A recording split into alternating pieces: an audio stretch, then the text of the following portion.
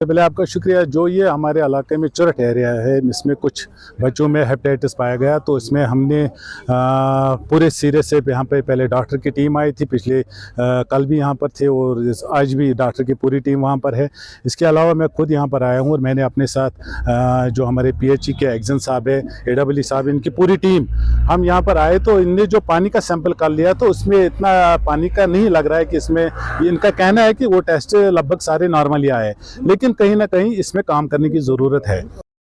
इसमें हमने जो उनसे वादा किया था उसमें हम कामयाब हो गए, क्योंकि 14 लाख रुपए हमने उनको दिए थे, जिसमें हमने आज यहाँ पर खुद आए मौके पे, यहाँ से जो है बोरवेल है, यहाँ से पानी उनके लिए जाएगा और उसमें 10 दिन का टाइम ने लिया है कि 10 दिन तक ये जो है कि ये पानी उन तक पहुँचेगा।